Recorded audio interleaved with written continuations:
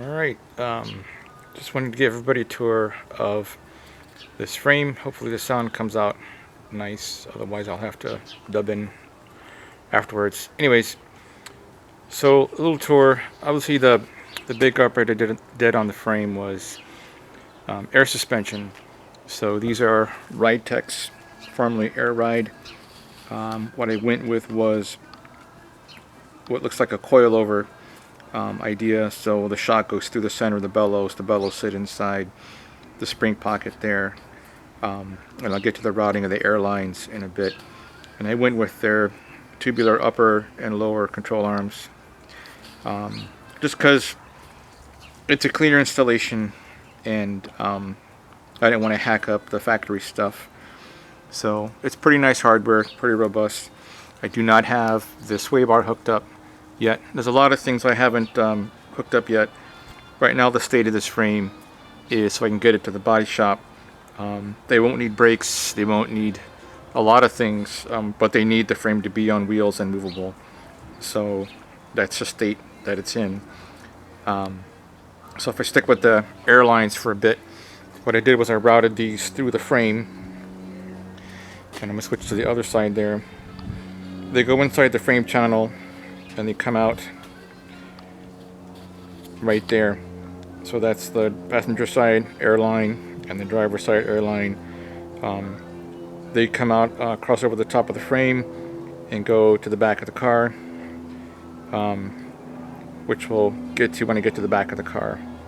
Right now I've got these manual air inflation valves in there. There's no tank, there's no compressor. This is just so I can raise and lower the frame when I want, for the purposes of working on the car, working on the frame. But eventually, before I drive the car, it's going to have a 2 compressor, probably 10-gallon system, hopefully with automatic ride leveling, which is where the tech has got to so far. On the back, these are also Ride Techs. They're open bellows. They sit right where the factory coil springs used to be. There's a pocket for the top, because they're not nearly as long as the factory springs. And on the bottom they sit on Global West suspension arms, lower contrailing arms anyways, and they sit on their little spring pad right there.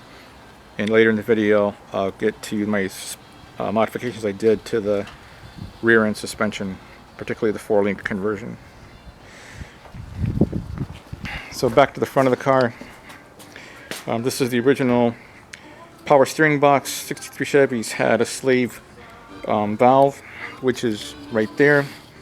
And this is the power steering option link right there. That empty hole is where the cylinder goes. It's a hydraulic cylinder that runs from this point to the driver's side of the car. I'm going to replace that with an aftermarket system. The box is going to look very similar to this. It's called a 600 style box, but the box itself is power assisted. So we will no longer need that long cylinder that goes from the driver's side of the car to the center link here. I will probably have to change this link to a manual link. It has a different end right here where the control cylinder is, and I'm okay with that. But again, I don't need that now.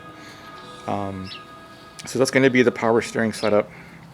These brakes are power steering front disc conversion that I did a long time ago. Not all of the components are mounted here. I got to do some cleanup and restoration of the caliper and the brackets and things. And again, these are things that the body shop does not need. They're going to be pushing the frame around in the shop. They don't need brakes. So I'm going to wait to do that when I get everything back in the garage. These are the fuel lines, which I got from Show Cars. They're aftermarket reproduction lines. So this is the factory routing for this line. It goes under the A-arm and down the rest of the frame. Unfortunately, the bends on the aftermarket reproductions aren't exactly like the factory, so that hole right there is where the other clamp goes. The first clamp is right here, and that's a factory position, but this one missed it. I decided I'm okay with that. I didn't want to wrestle with this and rebend it and risk breaking it, so I made sure it was close enough to the factory lines that I was happy with how it routed over the frame, and routed the rest of it from there. So that fuel supply line is the one that goes through the transmission tunnel right there. That's a factory routing. They're grommeted on the front and grommeted at the exit of the trans tunnel. There's a lot of lines here. So the first one is the fuel supply line. The second one is this brake line, front brake line. This is the factory routing. It goes through the clips, over the trans crossmember mount, and along the side of the tunnel. That's it right there, the thin line. The third line did not come on this car. The third line is this one, which is the fuel return line. It was on 409 powered cars. This is not a 409 powered car, but looking to the future, if I want to put a regulator with a return line on it, on the carburetor, I can do that, and I wanted to recirculate the fuel to the back, to the tank in the back of the car. Furthermore, if I wanted to do a fuel injection system in the future, and depending on the fuel injection system I get, might require a return line, so I plumbed it with the factory 409 line instead. And boy, routing the scene was interesting because the manual, assembly manual, which I do have, is old and doesn't show a lot of detail, but this is how it's supposed to be mounted based on reference photographs I saw from other people on the internet restoring 409 cars, and this reproduction line and how it fit here. So again, that goes across on the top of the transitional mount. Then it goes above and follows the rear brake line to the back of the car. In the back, this is the routing again of the fuel return line. It crosses the factory crossmember and finishes right there, the line with the red cap on it. The fuel supply line starts on this side where the tank is, tank feed is, and then follows, it goes back up, and that's the one that goes through the tunnel. So there it is, that's the feed through the tunnel. It's a 3-piece line. There is a rubber hose here. There is a rubber hose, where did it go? There. And that's the 2 rubber hoses, which makes for a 3-piece fuel line. Alright, what can I show you next? I can show you the routing of the airlines on this side of the car. I went with a 4-corner independent airline so I can have control over each corner of the car. So those go nicely parallel with the fuel and brake lines to the back of the car. For now, I'm running them over the top parallel to the fuel line. That's it, zip tied in an ugly fashion to the fuel supply line, and then the fuel return line on this side. And I'm going to, of course, cut off the zip ties, but everywhere else it's nice and secure to the frame. For example, that mount right there goes through a non-factory hole. So I drilled and tapped quarter 28 fine thread fasteners to hold that rubberized fuel clamp. That's the hole for the parking brake, which I have not installed. Again, the body shop doesn't need the parking brake, so I'm not going to do any work here that will slow down my delivery to the body shop. What else can I show you? Oh yeah, the rear suspension. This is the big thing that took a lot of my time. The car originally came with a 3-link, well, it's a 4-link if you count the panhard bar, but a typical 3-link is 2 lower control arms right there and right there, and 1 upper control arm, which is this one.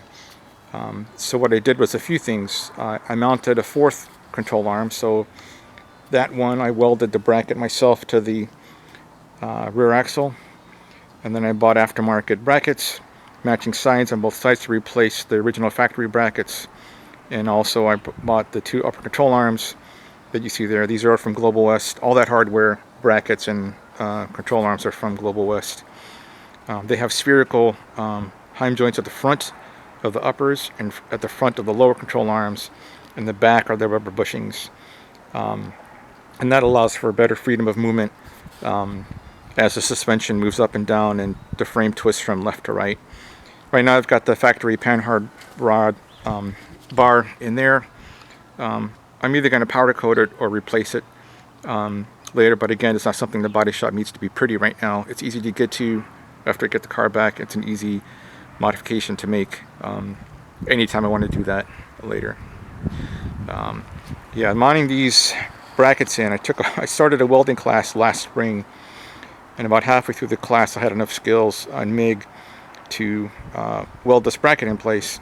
It's one of those things where measure twice, cut once, weld once, and I measured like 50 times because I did not want to grind this off and do it again.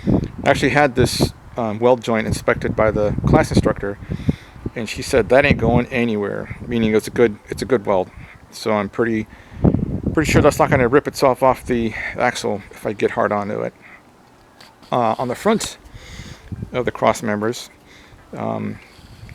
this little bracket on the driver's side, there's another one on the passenger side, look like they're factory supplied, but they're not. They're aftermarket reinforcements. Some people have reported when drag racing this car that this cross member separates from the frame right in this area, in those factory welds right there. So I bought these brackets and welded them to the cross member and to the frame, and also cross member and frame here, and that will reinforce the factory joint and reduce the likelihood that I'll have frame damage if I drag race the car. Most of you guys know I used to race this car a lot. Never had trouble with it, but it didn't have a powerful enough engine and didn't have enough traction. So if those two problems get solved, this is going to become a stressed member of the frame in the future. Yeah, so the rear end I had rebuilt at DTS, Drivetrain Specialists in Michigan, and while they were in there, they replaced the factory gearing with the factory ratio, a new set of 336 gears, and also posi traction. So they had to do a little modification to the third member, but it drops right in. And now, for the heck of it, I went in and got a tag that identifies this as a posi traction rear end. The car did not come like this from the factory, but those that did with posi traction had that tag on it. So I got one. This car is obviously a blend of restomodding and full restoration. So there are some parts of the car where I want to look like factory, and some that I don't. But I think you get the overall concept here. Is the frame sure looks original until you point out things like the fourth link and the tubular control arms, and the air suspension and the lines. So things are kind of hidden, kind of not hidden. Anyways, the other thing I was going to mention is that here's the routing of the air suspension from the rear bags. Hopefully you can see that in the shadows. Comes out the back of the pocket, top of the air spring. Right now it's routed over the top of the frame. There will be room for this line between the body and the frame, but if not, when I get to the body shop, it's very easy to reroute it under the frame. All four lines, the two on the driver's side and the two on the passenger side, re-enter the frame and stay inside of it and exit the frame way back here. So here's where all four lines come together. Right now I've just got, as I said earlier, two little Schrader valves, one for the front bags, one for the rear bags. It's just something to be able to get the bags inflated, deflated while I'm working on the car and finish building it. Eventually they're going to be routed to the trunk where there will be the two compressors and the air tank. But right now it makes for a nice, I think, clean installation. These two will be grommeted in the future. Well, before I drive the car, they'll be grommeted. But they're not now because I'm not sure that's where they're going to re-enter the frame. Depending on where the tank and the compressors are in the trunk, they may not have to enter the frame here. They may have to go vertically up into the trunk space. So that's why I didn't bother with the grommets right now. It'll be very easy to get at these lines and reroute them after the body's on the frame, so I didn't bother wasting time doing that. No shocks in the car. They don't need them right now. I'll put those in when the whole car comes back from the body shop. These are reproduction brake lines, which will look nice. I went with all stainless everywhere. I'm not too happy right now with how I had to route it again around this bracket. That's not a factory bracket again, so this reproduction line has to clear this bracket and I'm not sure I like this. I'm going to probably go try to find some of the same spiral metal protection that you see on this, on the passenger side brake line, and put it here to protect against chafing and potentially cutting of the line, which would be a safety problem. Yeah, so I think that's it. The car is scheduled to be. I'm scheduled to pick up the Carrier and the truck on Sunday, and then drive it out to Chicago, where Joliet, where the frame is, where the body is. Excuse me. And then hopefully the next big video I make will be with the body on the frame back in the garage. Thanks for watching.